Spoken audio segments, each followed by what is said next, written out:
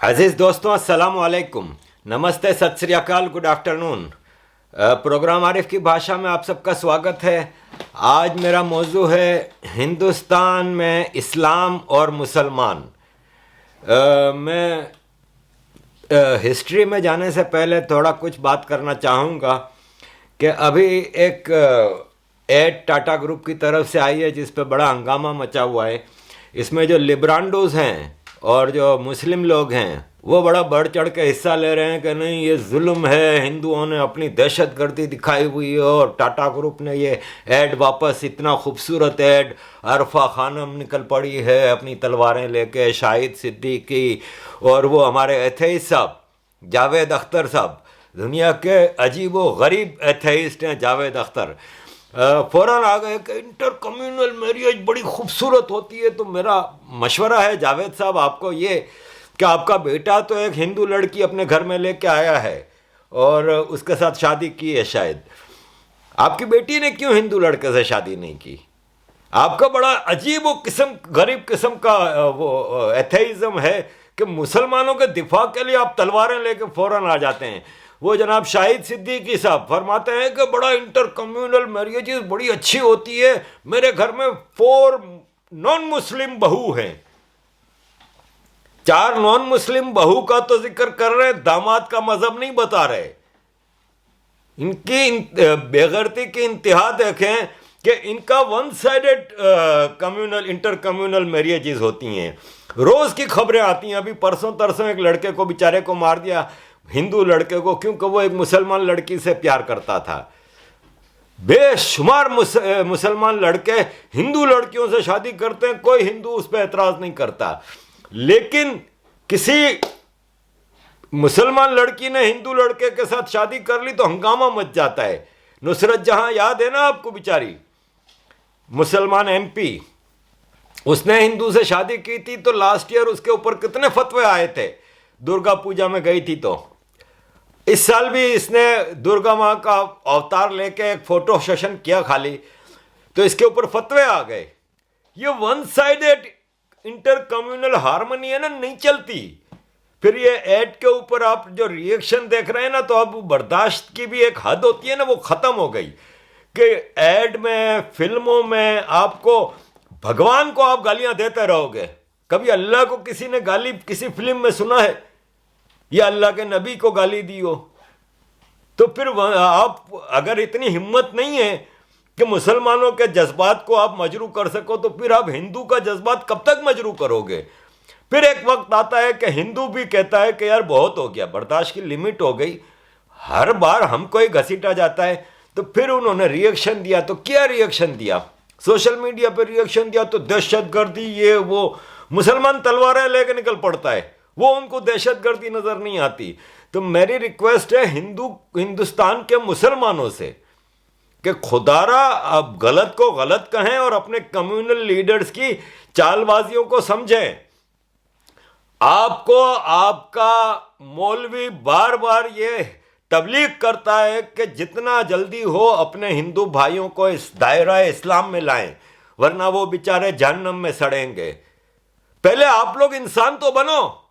ہر آدمی کو مسلمان بنانے کے چکر میں ہو، پہلے اپنا تو ایمان دیکھو کہ آپ لوگ کتنے اچھے انسان ہو۔ دنیا کے ہر غلط کام آپ لوگ کرتے ہو، لیکن بس کلمہ پڑھ لیا اس لیے ہم مسلمان ہیں، سب سے افضل ہیں، سب سے عظیم قوم ہیں۔ ارے نہیں ہو عظیم قوم، تم لوگ کہاں سے عظیم قوم ہو گئے؟ پہلے اپنے آپ کو بدلیں، پھر دوسروں کو بدلنے کی کوشش کریں۔ آپ کا اپنا ایمان یہ ہے کہ مدرسوں میں بچوں پہ ظلم کرتے ہو، مار مار کے ان کو پڑھاتے ہو زبردستی، اور وہ مارتے ہو کہ دشمن کو بھی کوئی نہیں مارتا اتنا بے دردی سے جتنا تم ہمارے بچوں کو مارتے ہو۔ پھر جو سیکشول ایکسپلائٹیشن ہوتا ہے، اس پہ کبھی کوئی مسلمان کمیونل لیڈر نہیں آ کے بولے گا۔ تو اب عام مسلمان ہندوستان کا اپنے کمیونل لیڈر کا گھیراؤ کرے، نہ کہ ان کی باتوں میں آ کے، جذبات میں آ کے نکل پڑے غزوہ ہند کا نعرہ لے کے۔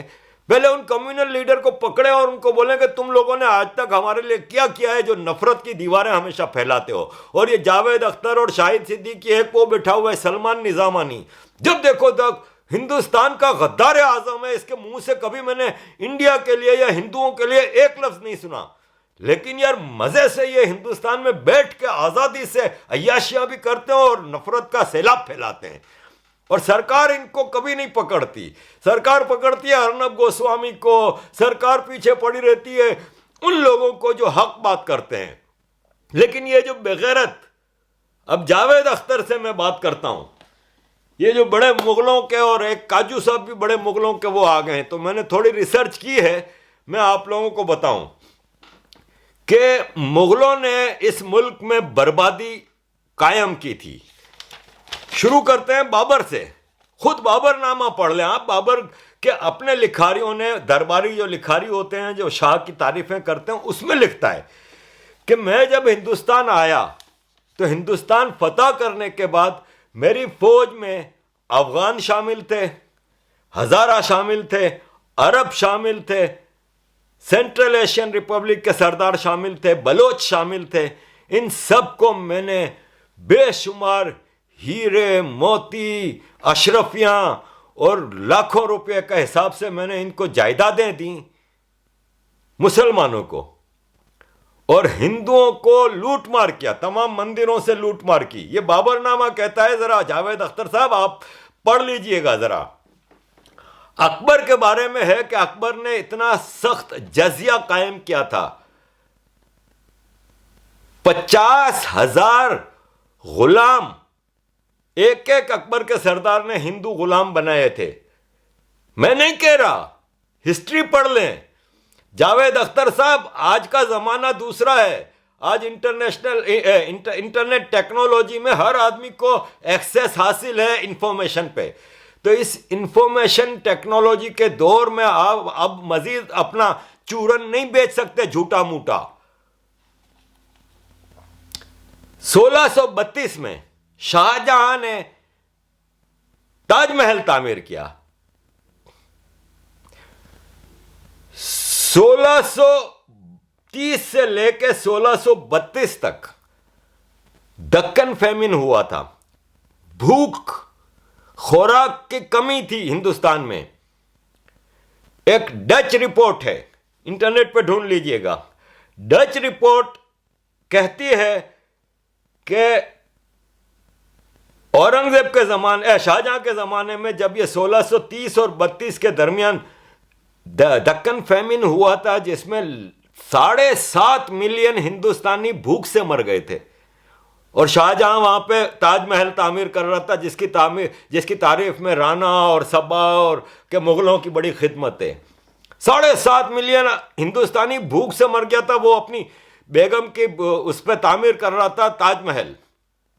اور آپ کو میں بتا دوں کہ مغل سلطنت کے دوران، تمام مغل سلطنت کے دوران، بہادر شاہ ظفر تک تاج محل، شاہی قلعہ، شالامار باغ، شاہی مسجد، یہ صرف اور صرف مغل بادشاہ کے خاندان اور ان کے امیروں کے خاندان کو صرف اس میں جانے کی اجازت تھی. عام ہندوستانی کے لیے وہ ممنوع علاقے تھے، اس کے اندر نہیں جا سکتے تھے تاج محل میں یا شالامار باغ میں. یہ ان کے ظلم کی انتہا تھی، جس کی تعریف کرتے ہیں یہ آپ کو جاوید اختر نہیں تھکتے. اور یہ اکبر کو اور مغلوں کو سیکولر کہتے ہیں. ہزاروں کے حساب سے انہوں نے ہندوؤں کو غلام بنایا تھا. اورنگزیب نے 1576 میں حج کاروان بھیجا. حج کاروان، حج کے لیے 6 لاکھ روپیہ شریف مکہ کے لیے بھیجے، تحفہ 6 لاکھ روپیہ. اس وقت 1 روپے کا 280 کلو چاول ملتا تھا. 1 روپے کا 280 کلو چاول ملتا تھا. سوچے کتنا، 6 لاکھ روپیہ شریف مکہ کو بھیجا ہندوستان کا پیسہ. یہ کہہ رہے ہیں کہ ہندوستان کو امیر کیا انہوں نے. یہ بغداد، مکہ، مدینہ تحفے بھیجتے رہتے تھے. جاوید اختر کہتے ہیں کہ کوئی مغل بادشاہ نے کبھی ہندوستان سے باہر کا سفر ہی نہیں کیا. بینگ اے مسلمان، ہر آدمی پہ حج فرض ہے. انہوں نے حج تک نہیں کیا. بابر یہاں پہ دولت کے لیے آیا تھا. یہ واپس کیوں نہیں گئے؟ اس لیے کہ یہاں پہ دولت اتنی تھی کہ کتنے لے کے جائیں گے، تو انہوں نے کہا یہاں پہ ہمیں غلام بھی ملے ہوئے، دولت بھی ملی ہوئی ہے، ہم یہ دولت کے اوپر سانپ بن کے بیٹھتے ہیں۔ اتنے سارے ہسٹوریکل واقعات ہیں، میں آپ کو چیدہ کچھ ہی بتائے ہیں، جس کو انٹرسٹ ہے انٹرنیٹ پہ سرچ کریں، گوگل پہ آپ کو ہر چیز مل جائے گی۔ اورنگزیب نے 1577 میں پھر 6.5 لاکھ روپے بھیجے حج کاروان کے ساتھ مکہ اور مدینہ کے لیے، 1659 میں۔ بھائی یہ تاریخ بھری پڑی ہے، آپ یہ دیکھ سکتے ہیں۔ تھوڑا سا میں ذکر کروں گا صوفی اسلام کا، کہ کہا جاتا ہے کہ اسلام کا جو صوفی اسلام ہے وہ بہت ہی خوبصورت ہے۔ یہ درگاہ مزار والے، درگاہ مزاروں کی بھی تھوڑی میں آپ کو ہسٹری بتا دوں، کہ آپ کو مسلمان کمیونل لیڈر کہے گا کہ تلوار کے زور پہ اسلام نہیں پھیلا، یہ صوفی بزرگ جو آئے ہیں انہوں نے اسلام پھیلایا ہندوستان میں۔ تو اس کی تاریخ یہ ہے کہ محمود غزنوی نے 1024 میں لاہور فتح کیا،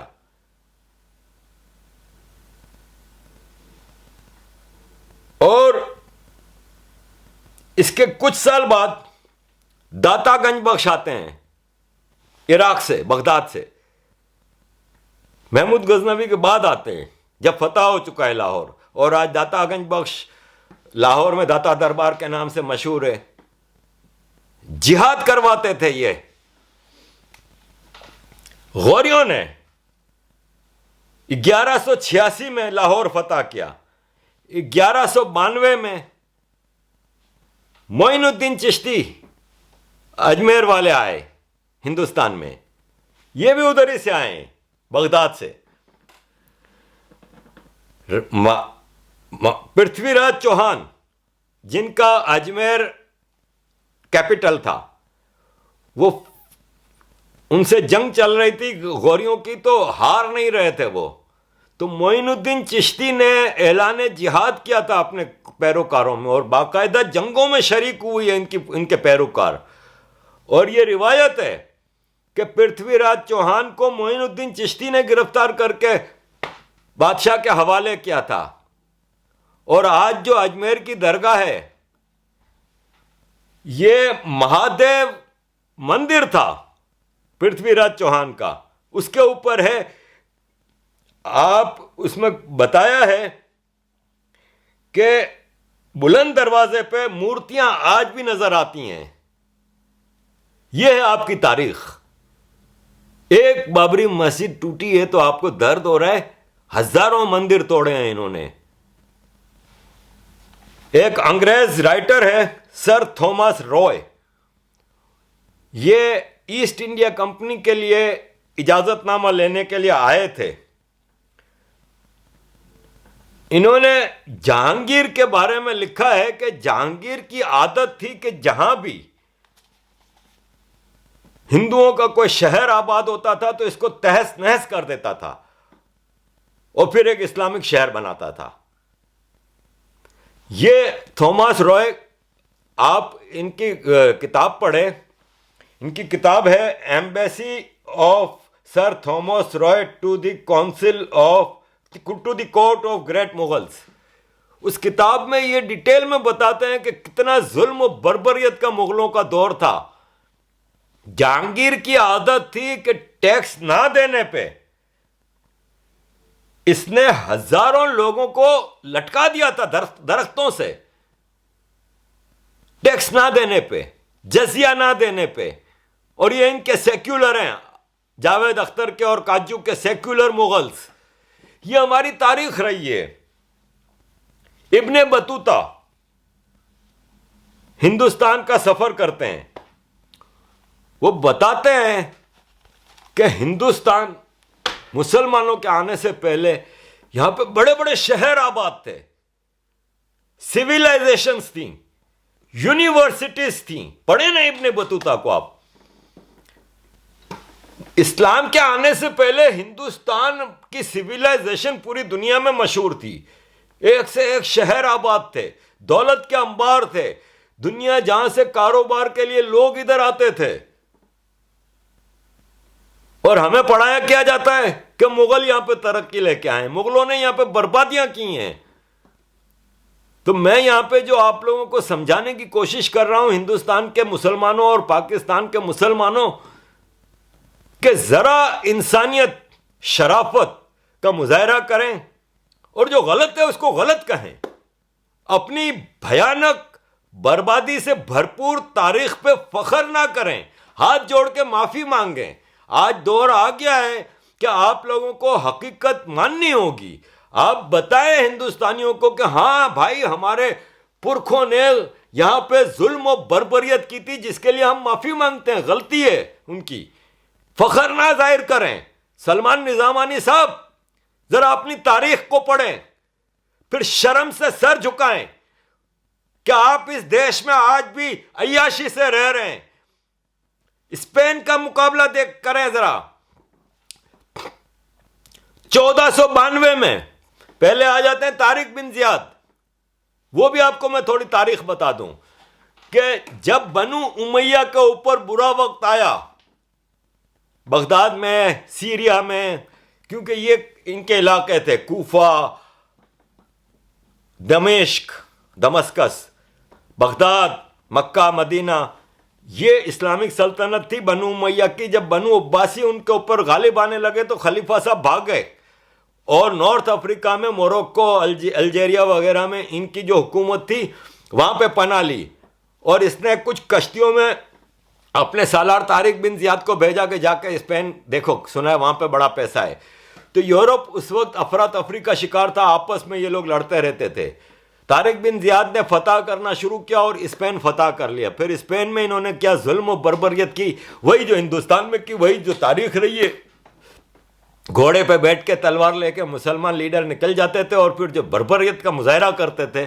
تو اسپین میں ایک بھی انہوں نے کرسچن نہیں چھوڑا، کرسچن عورتوں کو اپنی غلام بنایا، کرسچن بچوں کو غلام بنایا، اور افریقہ اور امریکہ اس وقت نیا نیا بنا تھا، وہاں پہ یہ غلام بھیجے انہوں نے، کرسچنوں کو غلام بنا کے۔ سوری، امریکہ اس وقت نہیں بنا تھا، یہ افریقہ میں اور عراق وغیرہ میں غلام مارکیٹوں میں بیچتے تھے کرسچنوں کے۔ پھر 1492 میں جب امریکہ بھی دریافت ہوا اور ملکہ ایزابیل نے آخری مسلمان امپائر گرناطہ کی، گریناڈا میں ختم کی، تو انہوں نے بھی مسلمانوں کے ساتھ وہی کیا جو مسلمانوں نے ان کے ساتھ کیا تھا، شپوں میں بھر بھر کے بھیجے، اور پھر شپ راستے میں ڈبو دیے گئے۔ ایک مسلمان اسپین میں نہیں چھوڑا تھا۔ آپ کو حیرت ہوگی کہ آج بھی ایک پاکستانی یا ایک مسلمان جب اسپین میں نیشنلٹی اپلائی کرتا ہے تو باقی لوگوں کو تو آسانی سے مل جاتی ہے، مسلمان کو نیشنلٹی بہت ہی مشکل سے ملتی ہے۔ آج بھی اتنی نفرت ہے۔ آپ ہندوستان میں رہنے والے مسلمانوں کچھ خیال کرو، آپ لوگوں کو اس دیش نے آج بھی عزت اور مان کے ساتھ جینے کے لیے حق دیا ہے۔ میں نہیں کہتا کہ آپ غلام بن کے رہو، اور نہ ہندو یہ چاہتا ہے، لیکن انسان بن کے رہو، برابری کی بنیاد پہ ہندو رہے، تو آپ اس کا ناجائز فائدہ نہ اٹھاؤ۔ انٹر کمیونل میریج کے اوپر فخر آپ صرف اس وقت کرتے ہو جب آپ ایک ہندو لڑکی کو شادی کر کے لاتے ہو، اور انڈین کورٹس یہ فیصلہ دیتی ہیں کہ مسلمان آدمی کی ہندو بیوی کا اس کی جائیداد پہ کوئی حق نہیں ہے، اس کی وراثت پہ کوئی حق نہیں ہے۔ قانون بدلنے ہوں گے، الگ الگ بھانت بھانت کے، وہ مغلوں کے دور کے قانون آج تک آپ لوگ چلا رہے ہیں ہندوستان میں۔ عام مسلمان کو آگے بڑھ کے پہلے تو اپنی تاریخ پڑھنی ہوگی، پھر اس پہ شرمندہ ہونا ہوگا کہ کوئی قابل فخر تعریف نہیں ہے ہماری، ہم نے اس ہندوستانیوں کے ساتھ کوئی اچھا سلوک نہیں کیا تھا۔ آج بھی مسلمان یہاں پہ مزے سے رہ رہا ہے۔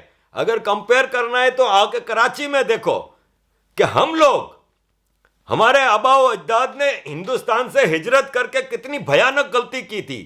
کراچی کا مہاجر بیچارہ غلاموں سے بدتر زندگی گزار رہا ہے، اس کو کوئی حق نہیں ہے، نہ کالجوں میں داخلے ملتے ہیں، نہ نوکریوں پہ، اور बदमाशी इनकी कायम और दायम है।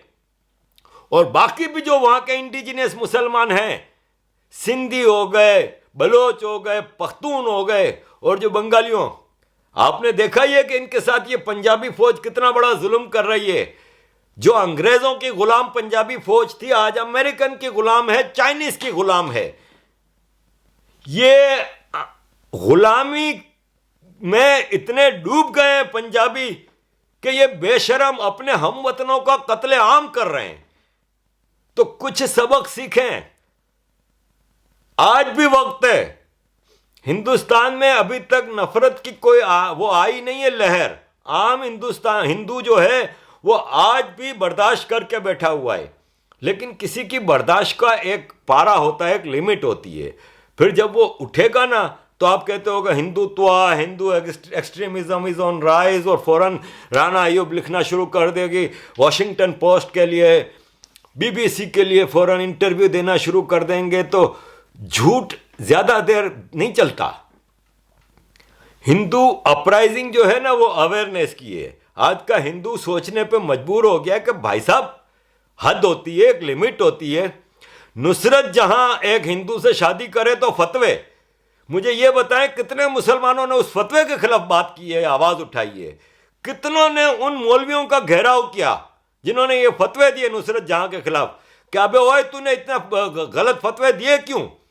हम यहाँ पे रोज हजारों हिंदू लड़कियों से शादी करते हैं। आपको आमिर खान की बीवी तो हिंदू मिलेगी, आपको शाहरुख खान की बीवी तो हिंदू मिलेगी, आपको सलीम खान की बीवी तो हिंदू मिलेगी।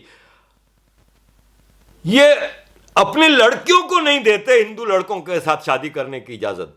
फतवे आ जाते हैं, कत्ल और गारत कितने वाकयात हुए हैं कि जिसमें हिंदू लड़का मार दिया गया है, धोखे से बुला के, तरीके से। तो भाई इंटर कम्युनल मैरिज बहुत अच्छी चीज है। मुझसे अक्सर लोग सवाल करते हैं कि आरिफ भाई आपके बच्चों की शादी आप मुसलमान में करेंगे? तो मैं उनको यही कहता हूं कि भाई साहब ये मेरा मसला ही नहीं है। मैं अपने बच्चों को तालीम देना मेरा फर्ज है, इनको अच्छी तालीम, अच्छी जिंदगी देना फर्ज है। शादी इनका मसला है, वो मुसलमान से करें, हिंदू से करें, सिख से करें, क्रिश्चियन से करें, मेरे लिए सब बराबर हैं। मुझे इसमें कोई मसला नहीं, चाहे वो मेरी बेटी है कि मेरा बेटा है। वो मैंने इनको ऑलरेडी खुल के कह दिया है कि बेटा जब शादी करना हो तो मुझे बता देना, छुप के नहीं करना, मुझे बता देना, मैं आंखें बंद करके कबूल कर लूंगा, चाहे जिससे भी करो, मुझे इससे कोई मसला नहीं है। तो आप भी हिंदुस्तान के मुसलमानों डबल स्टैंडर्ड ना रखो। इंटर कम्युनल मैरिजेज उस वक्त अच्छी लगती हैं जब आप अपनी बेटी भी हिंदू लड़के के साथ या सिख लड़के के साथ या नॉन मुस्लिम लड़के के साथ इसी प्यार से, इसी फखर से ब्याहना चाहते हैं जिस फखर और प्यार से आप अपने घर में हिंदू बहू लाते हैं। मैंने आज भी जो बात की है उसके लिए मैं करेक्शन के लिए मौजूद हूं, तैयार हूं। गालम गलोच से परहेज कीजिएगा। हिंदुओं का गुलाम है, हिंदुओं की चमचागिरी है, तो मुझे इससे फर्क नहीं पड़ता। लेकिन अगर कोई लॉजिकल आप मुझसे बात करें, और ये जो हिस्टोरिकल चीज़ें हैं ये तो मैंने कुछ दी हैं, मेरे पास 5-6 पेज का मैंने पूरा बनाया था, लेकिन फिर बोरियत हो जाती है। जिसको इंटरेस्ट है खुद रिसर्च करें, आपको पूरी रिसर्च मिल जाएगी। किताबें पढ़ें, किताबें नहीं पढ़ सकते इंटरनेट से ढूंढ के निकालें चीज़ें, आपको पता चल जाएगा। मैंने कोशिश की है कि मैं टू द पॉइंट फैक्चुअल चीज़ें आपके सामने रखूं। Thank you very much. में ही रह गई है। फाइनली 4th ईयर में कंसिस्टेंट रही और मैंने अपना रिजल्ट भी पास किया, और ना सिर्फ रिजल्ट पास किया बल्कि इंटरव्यू तक पहुंची। मेरे हाईएस्ट मार्क्स होने के बावजूद इंटरव्यू के दौरान मुझे सिंपली ये बोल दिया गया कि क्योंकि आपकी एज 24 साल से कुछ महीने ऊपर है, इसलिए आपको ये हम एज रिलैक्सेशन नहीं दे सकते। और वहां पे और भी लोग मौजूद थे जो कि 28 साल तक की उम्र के थे, और मेरा सवाल इनसे ये हुआ कि अगर मैं नहीं तो ये क्यों? तो इनका जवाब ये था कि आपका जनाब कराची का डोमिसाइल, और कराची के डोमिसाइल वालों को हम ये रिलैक्सेशन नहीं दे सकते। मेरा हुकूमत पाकिस्तान से सिर्फ इतना सवाल है, क्यों हमसे ऐसा सौतेलापन क्यों? अगर एक बंदी इतनी पैशनेट है, इतनी کوشش کر رہی ہے وہاں تک جانے کے لیے. آخر میں آ کے آپ اس کو صرف یہ الفاظ بول دیں گے as a state bank HR کہ ہم تو یہ نہیں کر سکتے کیونکہ آپ کا کراچی کا ڈومیسائل ہے. کیا کراچی میں پیدا ہونا اتنا بڑا گناہ ہے؟ میں پرائم منسٹر آف پاکستان سے کہنا چاہتی ہوں, یہ کوٹا سسٹم بنایا کس نے؟ یہ آپ نے بنایا؟ یہ کس نے بنایا؟ یہ جس نے بھی بنایا اس کے اوپر ایک سوال نشان ہے. اگر آپ تبدیلی کی بات کرتے ہیں تو آپ سب سے پہلے یہ تبدیل کریں کہ جو یہ سندھ اربن اور سندھ رورل ہم بھی محنت سے پڑھ کے آئے ہیں یار. ہم اور جا کے دیکھیے کہ کہاں پہ کتنی نقلیں ہوتی ہیں اور کہاں پہ محنت سے پاس ہوا جاتا ہے. پہلے تو بات تو ہمارے یہاں عورتوں میں تعلیم کی شرح ہی نہیں ہے, اور جن عورتوں تعلیم لے رہی ہیں, جو لڑکیاں تعلیم لے رہی ہیں, ان کو ہم اس طریقے سے ڈسہارٹ کر کے نکال رہے ہیں. اگر آج میں اپنے آپ کو ختم کر لیتی ہوں تو مجھے بتائیے کون ذمہ دار ہے؟ کوٹا سسٹم ذمہ دار ہے. تو یہ کوٹا سسٹم کب تک چلے گا کراچی کے ساتھ؟ کب تک کراچی کے ساتھ سوتیلوں والا سلوک ہوگا؟ I want prime minister your تبدیلی کا آنسر ناؤ. کب تک یہ کوٹا کا شکار ہم بنتے رہیں گے؟ میرا نام انیبا خان ہے. I want your answer. Imran Khan Tehreek Insaf, مجھے انصاف چاہیے. اگر آپ مجھے